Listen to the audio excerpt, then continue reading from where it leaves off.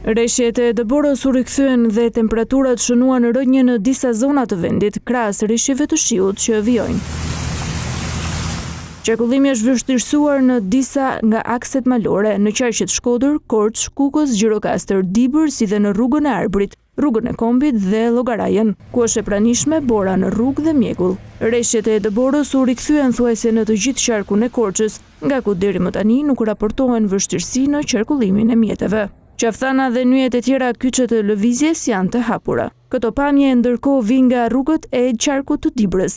Në rrugët nacionale që lidhin Kuksin me Hasin, Peshkopin, Pukun dhe Shishtavecin ka vështirësi për shkak të shtresave të akullit.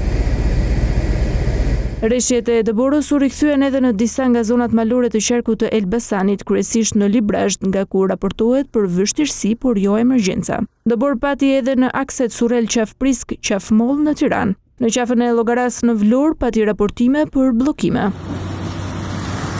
Në qarkun e Shkodrës, zona e Dukagjinit raportohet e bllokuar, ndërsa rreshjet dëbore janë shënuar edhe në Kukës e Tropoj. Në të gjitha këto zona, përdorimi i gomave dimrore dhe i zinxhirëve është i detyrueshëm për të shmangur aksidentet, ndërkohë që policia këshillon drejtuesit për kujdes së shtuar dhe të respektojnë rregullat e qarkullimit dhe udhëzimet e forcave të rendit.